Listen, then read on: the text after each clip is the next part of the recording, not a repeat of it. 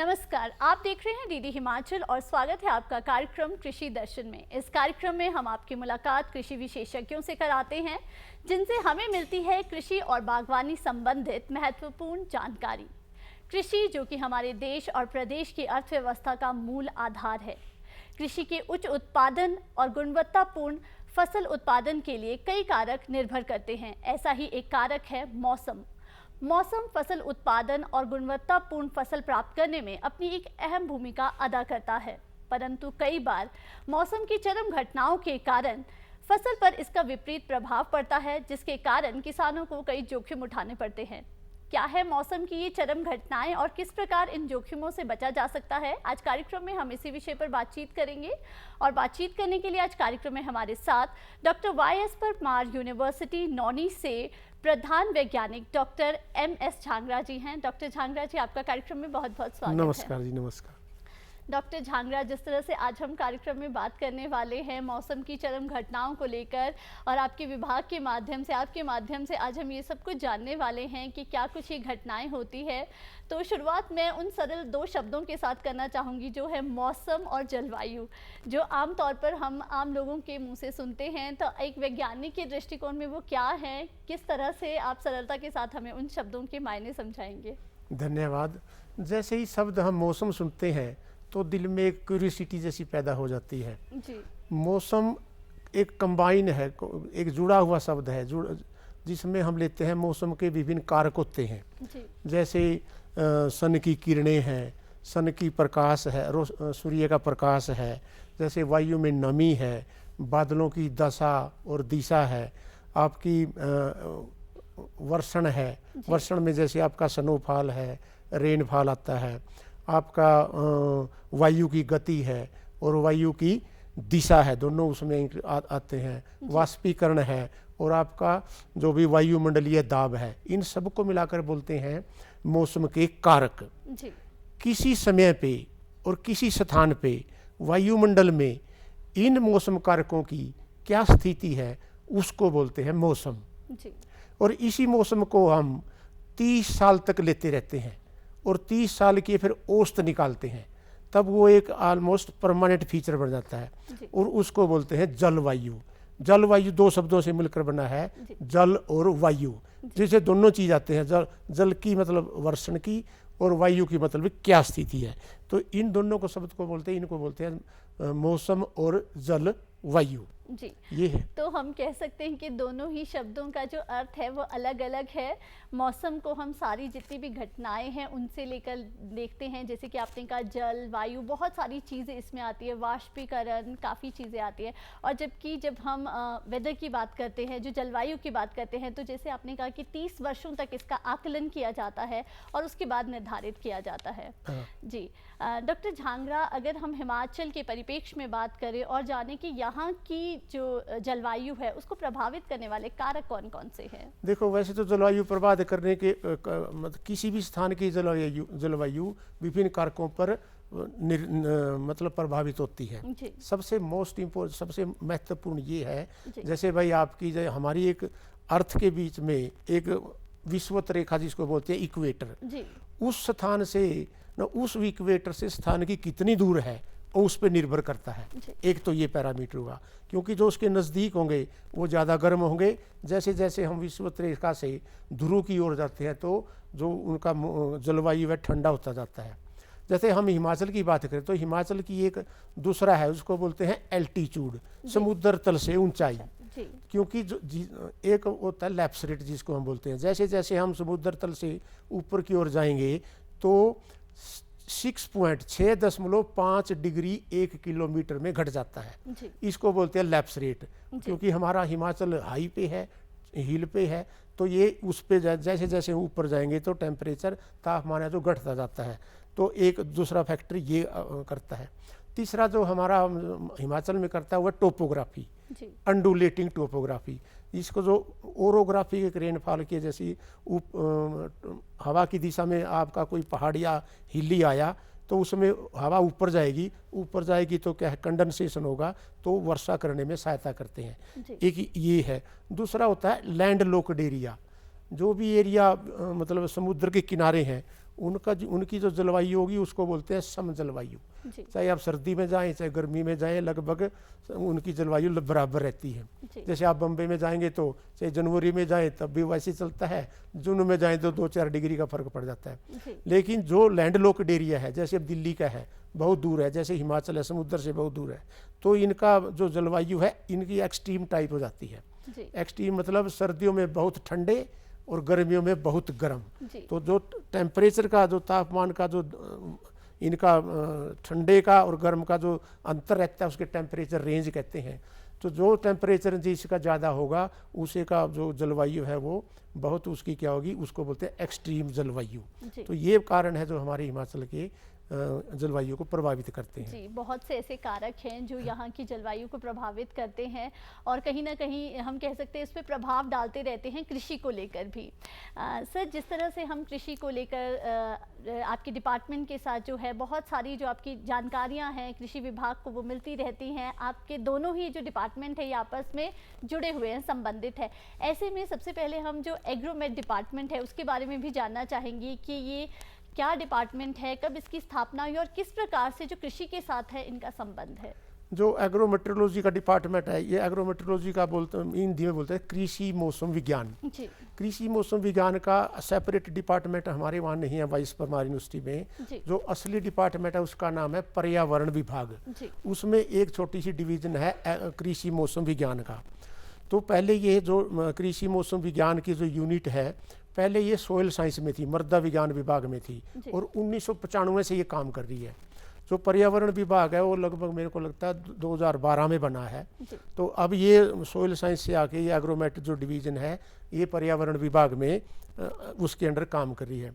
इसके अंदर हम क्या करते हैं, कृषि मौसम, जैसे दो ही शब्द मिले हैं, कृषि और मौसम का आपस में क्या संबंध है, वही स्टडी हम इसमें करते हैं कि वेदर के जैसे मैंने पहले कारक बताए कौन से कारक थे, वो सभी कारक मिलके आपकी कृषि पे क्या प्रभाव डाल सकते हैं, उनका एक एक काम आकलन या करते हैं, स्टडी करते हैं, पिछले सालों का डाटा इकट्ठा करते हैं, फिर उनका रिलेशन भी ड्रा करते हैं हम यहाँ, और उसके बेस पे हम अपनी स्पेसिफिक क्रॉपिंग पैटर्न भी लोगों को बता दें, भाई ये एरिया इसके लिए फिट है, ये एरिया इसके लिए फिट है। तो उस तरह का भी हम काम करते हैं। हम थोड़ी बहुत ये भी निकाल रहे हैं, जैसे 95 में मैंने बोला तो वहाँ से चल रहा है एक एग्रोमेट, इसका मतलब ग्रामीण कृषि मौसम सेवा, वहाँ से चला हुआ है, जिसमें हम लोगों को हर मंगलवार और हर शुक्रवार को एक मौसम पूर्वानुमान के आधार पर उनकी जो कृषि कार्य डे टू डे कृषि कार्य में क्या कर सकते हैं, उन सब की हम जानकारी हफ्ते में 2 बार निकालते हैं। जी सर, अगर हम उद्देश्य की बात करें, कोई भी जब डिपार्टमेंट शुरू होता है तो किन्हीं उद्देश्यों को लेकर कुछ ना कुछ उनकी भूमिका रहती है कि वो ये कार्य करेंगे, तो उसके उद्देश्यों के बारे में भी ज़रूर जानना चाहेंगे कि किस प्रकार के उद्देश्य जो हैं वो लेकर आगे बढ़े। वैसे तो जितने भी कृषि विश्वविद्यालय हमारे भारत देश में, इंडिया में है, उनका मतलब अल्टीमेट जो उद्देश्य है वो अब हमारी कृषि और फार्मर की मतलब जो किसान भाइयों की पैदावार बढ़ाना, उनकी इकोनॉमिक अपलिफ्टमेंट करना, ये उनका मुख्य उद्देश्य है पूरे एग्रीकल्चर यूनिवर्सिटी का। जो हमारे डिपार्टमेंट की बात करें तो हमारा पर्यावरण विभाग है, तो हम पर्यावरण का जैसे सोचते हैं भाई जलवायु परिवर्तन हो रहा है, क्लाइमेट चेंज हो रहा है, उनका क्या क्या प्रभाव हो रहा है, उसकी क्या ट्रेंड चला हुआ है, और उसका आने वाले समय में या जो पीछे गया उसका क्या इफेक्ट एग्रीकल्चर पे, हॉर्टिकल्चर पे, बागवानी पे या फॉरेस्ट्री पे उनका क्या प्रभाव चला, ये हमारा उद्देश्य है, ताकि हम स्टिक जानकारी दें और आगे आने वाले में क्या कर सकते हैं फार्मर या किसान भाई, वो ये हमारा मेन उद्देश्य यही है, ताकि हम उनको जो भी मौसम से रिलेटेड नुकसान होते हैं उनको कम किया जाए। नुकसान कम करना भी एक प्रकार से पैदावार बढ़ाना ही है, तो हमारा अल्टीमेट उद्देश्य यही है जी, कि किसानों की किस तरह से मदद हो सके, किस तरह से, जिस तरह से आपने कहा कि उनकी जोखिमों को कम से कम किया जा सका है, और अगर जो नुकसान हो रहा है उसे भी कम से कम किया जा सके। डॉक्टर झांगरा, जब हम मौसमी घटनाओं की बात करते हैं तो बहुत सी घटनाएं उसमें शामिल होती है, और ऐसे में जब हम चरम की बात करते हैं, चरम मौसमी घटनाओं की, तो उसमें बहुत सारी घटनाएं शामिल होती हैं। तो उन घटनाओं के बारे में जानना चाहेंगे कि किस मौसमी घटनाओं को हम कह सकते हैं कि वो चरम मौसमी घटनाएं हैं। चरम मौसमी घटनाएं का मतलब है, चरम का मतलब है एक्सट्रीम, अपर लिमिट पे पहुंच जाए, चाहे अपर ऊपर जाए चाहे अपर नीचे की तरफ जाए, तो उनको बोलते हैं जैसे भाई ये बिल्कुल ऊंच स्तर पे पहुंच गया, इससे ऊपर नहीं जा सकता। तो उनको हम क्लासिफिकेशन भी कर सकते हैं, जैसे भाई आपकी वर्षण से या वर्षा से संबंधित चरम घटनाएं। यदि हम वर्षा की बात करें तो वर्षा यदि किसी स्थान पे 2.4 mm, इसको मिलीमीटर में मापते हैं वर्षा को, एक दिन में 2.4 mm वर्षा हुई तो उसको बोलते हैं बहुत ही कम वर्षा हुई, लाइट रेनफॉल बोलते हैं। यदि 2.4 से लेके 15.5 तक चली गई तो उसको बोलते हैं भाई ठीक है लाइट वर्षा हुई, हल्की वर्षा हुई। फिर यदि 15 से लेके 64 तक जाते हैं तो उसको बोलते हैं मॉडरेट हुई, भाई मॉडरेट है भाई बीच वाली हुई। यदि 60 आपकी 64 से लेके 115 mm तक उसको बोलते हैं हैवी वर्षा हुई, भारी वर्षा होगी। और बहुत भारी हुई तो उसको बोलते हैं 115 mm यदि एक दिन में हो जाती है। और बहुत बहुत भारी होती है जब 204 mm 204 मिलीमीटर एक दिन में हो जाए तो उसको बहुत एक्सट्रीम हैवी रेनफॉल, बहुत भारी वर्षा बोलते हैं, और वही एक्सट्रीम इवेंट है। तो यदि इतनी वर्षा, भारी वर्षा से लेकर और एक्सट्रीम भारी तक वर्षा यदि हो जाती है एक दिन में तो वो उसको फिर बहुत से नुकसान भी करती है। जैसे आपका फ्लैश फ्लड आ गया है, लैंडस्लाइड हो गया है, उनको कृषि में यदि छोटी फसलें हैं तो यदि भारी वर्षा है तो उनको उखाड़ भी ले जाती है, साथ में बहा ले जाती है। उसकी फसल की सिचुएशन पे भी आपका निर्भर करता है कि आपकी फसल किस ग्रोथ स्टेज पे है। यदि आपकी वेजिटेटिव पे है, अभी फ्लावर वगैरह या फूल वगैरह नहीं आए, तब उतना नुकसान नहीं होता क्योंकि दोबारा होती है। यदि आपकी पकी पकाई फसल पे ऐसी एक्सट्रीम कंडीशन आ जाती है तो फार्मर को बहुत ज़्यादा नुकसान हो जाता है इनसे।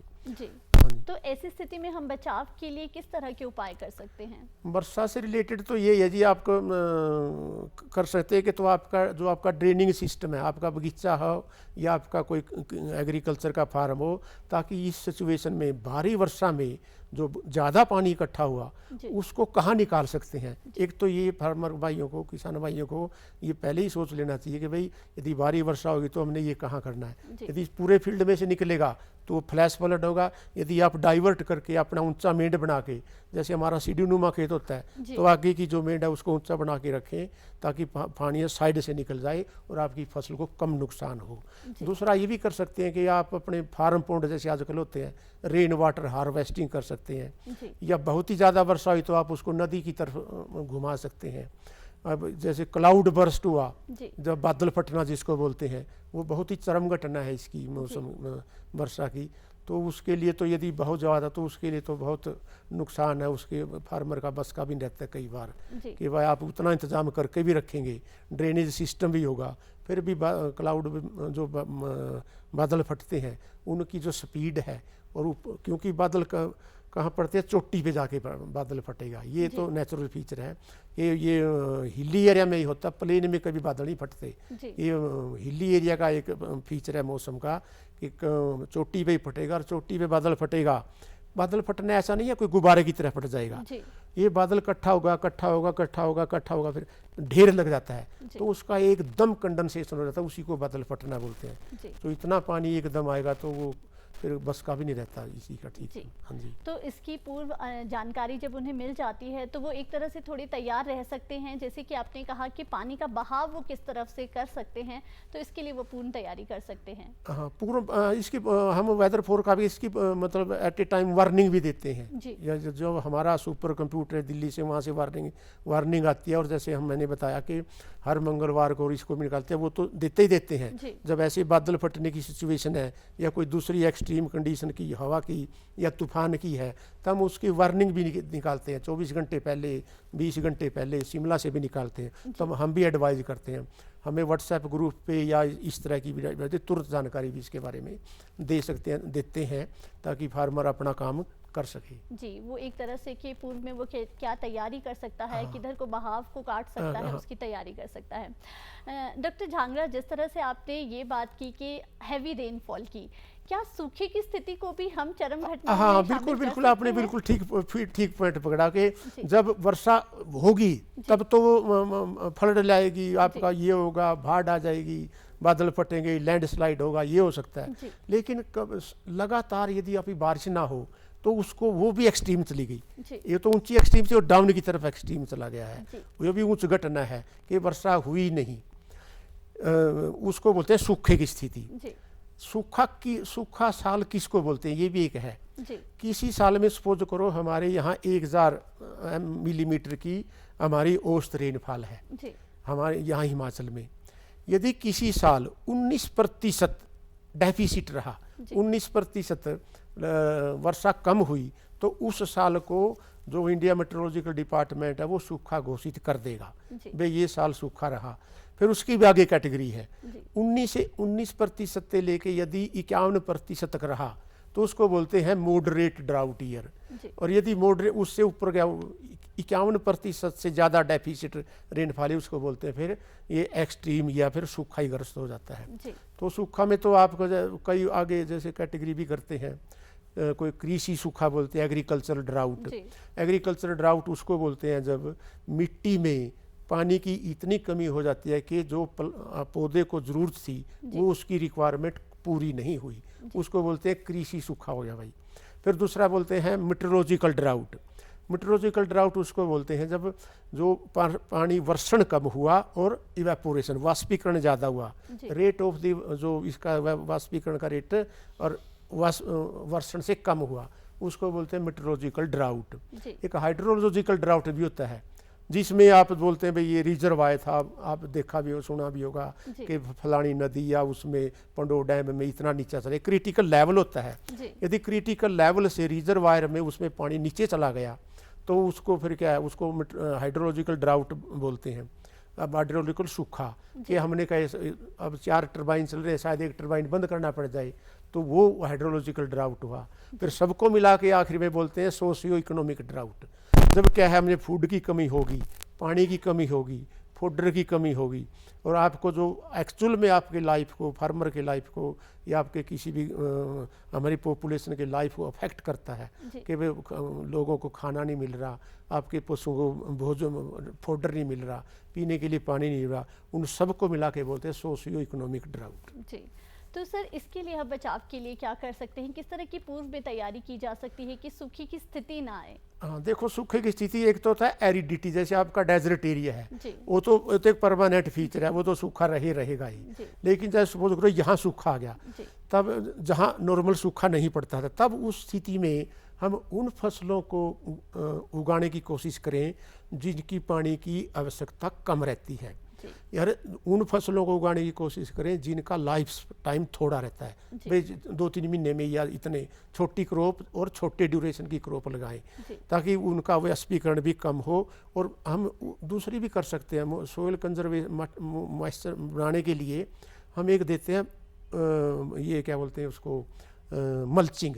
मल्चिंग एक एडवाइस होती है, बड़ी भारी देते हैं फार्मरों को, प्लास्टिक मल्च लगा सकते हैं या घास की तय 6 सेंटीमीटर की सूखे घास की तय लगा दी पौधों के चारों तोलियों में लगा दी, तो क्या जो भी मॉइस्चर उसमें जो भी आपकी नमी रहेगी वो सोइल में बनी रहेगी और लंबे समय तक चलेगी। तो ये इस तरह के काम हम कर सकते हैं कि फसलों का चुनाव करें और सोइल में नमी बनाने के लिए उपयुक्त उसको पोली करके रखें, खुदाई करें, गुडाई करें, और जो भी वीड आपके जो भी आपके खरपतवार है उन्हीं को वहीं डाल दें ताकि सोइल में आपकी मिट्टी में पानी की जो है नमी की मात्रा बनी रहे। इस तरह के। जी डॉक्टर झांगरा, जिस तरह से आपने वर्षण की बात की कि हाई और लो होने पर, ऐसे ही क्या तापमान भी एक कारण बन सकता है चरम घटनाओं के लिए? तापमान भी बहुत, तापमान तो इफेक्ट करता है, जो तापमान है वो फसलों के लिए बहुत ही इंपॉर्टेंट है, मेजर फैक्टर बोलते हैं। जो वर्षा आपका मौसम का मेजर कारक है फसलों को प्रभावित करने वाला, वो तापमान ही है। इसकी एक छोटी सी ब्रॉड सेंस में कैटेगरी करते हैं। यदि आपका प्लेन एरिया है, आपका प्लेन एरिया में यदि तापमान 40 डिग्री से ऊपर पहुंच जाए तो वहाँ बोल देते हैं भाई यहाँ हीट वेव आ गई है। और यदि हिली एरिया में 30 डिग्री से ऊपर चला जाए उसको बोलते हैं भाई यहाँ हिली एरिया में भी हीट वेव आ गई है। लेकिन और यदि छोटे माइक्रो लेवल पे जाएं हम तापमान, यदि आपका मैंने बताया था एवरेज औसत तापमान किसी स्थान का सपोज करो उससे 4.5 डिग्री तापमान बढ़ गया है तो बोलेंगे हीट वेव आ गई। इसी तरह यदि 6.5 बढ़ गया तो उसको बोलते हैं एक्सट्रीम हीट वेव। इसी तरह यदि उस औसत तापमान से 4.5 डिग्री तापमान आप आज कम हुआ तो वो कोल्ड वेव में चला जाता है, और 6.5 यदि कम हुआ तो फिर वो सवीर कोल्ड वेव में चला जाता है। तो इनके जैसे कोल्ड जो लो तापमान के और भी इफेक्ट हैं, जैसे आपकी कोई क्रॉप है वो इस वातावरण में है जिसको आप ट्रॉपिकल जोन में आप समझते हैं, यदि वहाँ तापमान और या कोल्ड वेव चली गई तो वो फसलें हैं उनका बुरी तरह से प्रभाव होता है। जो फसलें पहले ही ठंडे स्थानों पे है उन पे कोल्ड वेव का ज़्यादा प्रभाव नहीं होता, परंतु जो फसलें आपकी सब ट्रॉपिकल की फसलें हैं यदि उनमें कोल्ड वेव आएगी, उन स्थानों पे कोल्ड वेव चलेगी तो वो उससे प्रभावित होता है। क्योंकि उनकी कई बार क्या होता है, जैसे आपका कोल्ड वेव की एक और सिचुएशन है जिसको पाड़ा बोलते हैं, पाड़ा फ्रोस्ट, ये कोल्ड उसमें ठंडे स्थानों पे भी बड़ा प्रभाव डालता है। जैसे हमारा नूरपुर का एरिया है, यहाँ आपके मैंगो की फसल है, आम की, तो ये कई बार बड़ा डेंजरस रहता है। उस पर क्या है, जब पाड़ा पड़ता है ना, पौधों में सेल होते हैं कोशिकाएं, उसका यदि कोशिका के दो कोशिकाओं के बीच का पानी जम जाए तो वो क्या है, कोशिका के पानी को बाहर खींच लेता है और कोशिका बेचारी उसको डिहाइड्रेशन होता है, उसके पानी की कमी से कारण मर जाती है। कई बार क्या होता है, कोशिका के अंदर का ही पानी जम जाता है, तो उसका क्या होगा, जब अंदर का कोशिका पानी एक मतलब ये आम साइंस है ये तो कि पानी जमेगा तो फैलेगा, तब कोशिका के अंदर का पानी जम गया है, वो फैल गया है, तो कई बार इतना फैल जाता है कि कोशिका को ही फाड़ देता है, फट जाता है, बर्स्टिंग ऑफ दी सेल, तब भी वो कोशिका दोनों तरह से डेंजरस करता है। तो फ्रोस्ट बड़ा जो आपका पाड़ा है ये बड़ा नुकसानदायक रहता है फसलों में। डॉक्टर झांगरा, जिस तरह से आज सोशल मीडिया हर किसी के लिए बहुत लाभकारी रहता है, ऐसे में एग्रोमेट और कृषि में ये किस तरह से सामंजस्य स्थापित कर रहा है, कैसे इससे मदद मिल रही है किसानों को? देखो, इन्फॉर्मेशन टेक्नोलॉजी का तो ज़माना ही आज है कि आज का ज़माना जो इन्फॉर्मेशन टेक्नोलॉजी का ही है। हमने भी जो हमारी एग्रोमेट एडवाइजरी सर्विस है, जैसे मैंने बताया है, हमने यहाँ सोलन डिस्ट्रिक्ट में हमारे पास वैसे तो 5-6 डिस्ट्रिक्ट हमारे हैं और 6 डिस्ट्रिक्ट पालमपुर यूनिवर्सिटी के अंडर हैं। हमने जैसे सोलन में, शिमला में, सिरमौर में फार्मरों के पास गांव में जाके ग्राम उसमें कैंप लगाया, उनके फ़ोन नंबर इकट्ठे किए और एक व्हाट्सएप ग्रुप बनाया हुआ है। वो व्हाट्सएप ग्रुप में हम तुरंत, जैसे आप सपोज करो बेवड़े पड़ेंगे तो 2 घंटे 4 घंटे पहले उनको बता दें बेवड़े की संभावना है, जब तक गरजेगा नहीं, एक ये भी कंडीशन है, गरजेगा नहीं, चमकेगा नहीं, ओले नहीं पड़ेंगे। तो वो व्हाट्सएप ग्रुप है सोशल मीडिया का, उसमें हम यूज़ करते हैं। ये तो हुआ। एक दूसरे है हमारे पास वेबसाइट है, हमारी यूनिवर्सिटी का वेबसाइट है, जो फ्रंट पेज पे खोल लेंगे यूनिवर्सिटी के तो उसमें ग्रामीण कृषि मौसम सेवा लिखा रहता है, उस पर तुरंत हमारी जो भी बुलेटिन होगा उस पर लिखा रहता है। हम जैसे किसी के ईमेल भी करते हैं तो उस डे को कम से कम हम हर मंगलवार को और फ्राइडे को सभी बीडीओ को, सभी एचडीओ को, सबको ईमेल करते हैं, वो जो हमारी इन्फॉर्मेशन रहती है और वो आगे फर्दर पहुंचाते हैं। तो इसका नेटवर्क तो बड़ा अच्छा बना हुआ है, सोशल मीडिया का तो बड़ा यूज़ है आजकल। जी, क्या कहना चाहेंगे आप उन दर्शकों को कि किस तरह से आप वो लाभ उठा सकते हैं, जो भी आपकी जानकारी आपके द्वारा दी जाती है, कैसे उसका भरपूर लाभ वो लें? देखो, मैं तो किसान भाइयों से यही रिक्वेस्ट करूँगा, हमने जैसे पिछली बार भी 27-28 को भी हमने सिरमौर में और यहाँ मसोबरा में भी कैंप लगाया है, काफ़ी लोग वहाँ इकट्ठे हुए। तो हम तो यही एडवाइस करेंगे कि हम यहाँ 2 ऐप भी है, 3 ऐप हैं, आजकल ऐप का भी ज़माना है ना।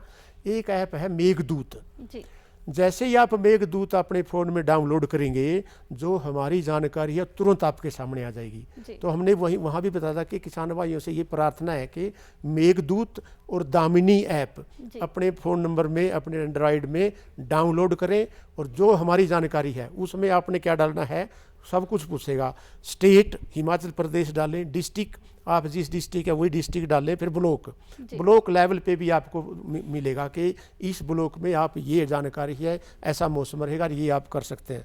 तो सोशल मीडिया का तो बड़ा रोल है। सोशल मीडिया का मतलब ये तो सोशल मीडिया है, इलेक्ट्रॉनिक एंड प्रिंट मीडिया भी इसमें आ जाता है। हम जितने भी हिंदी के अखबार हैं सब में हम वो एडवाइजरी निकलती है, और अब मंगलवार को जैसे देंगे तो बुधवार को छपती है, फ्राइडे को देंगे तो सैटरडे को छप जाती है। तो वो भी आप ज़रूर कंसल्ट करें और फार्म जो भी किसान भाई है उसका लाभ उठाएं, हमारे से भी कंसल्ट कर सकते हैं। जी डॉक्टर झांगरा, आज आप कार्यक्रम में आए और मौसम से संबंधित हमें ये महत्वपूर्ण जानकारी दी, इसके लिए आपका बहुत बहुत धन्यवाद। आज कार्यक्रम में हमारे साथ थे डॉक्टर MS झांगरा, जिनसे हमने जाना कि किस तरह से मौसम की चरम घटनाएं जो हैं वो कृषि में जोखिम पैदा कर सकती हैं और कैसे हम इन जोखिम से बच सकते हैं, कैसे हम उनके विभाग द्वारा दी जाने वाली जानकारी का पूर्ण लाभ ले सकते हैं। आज कार्यक्रम में बस इतना ही, हमें दीजिए इजाज़त। नमस्कार। नमस्कार।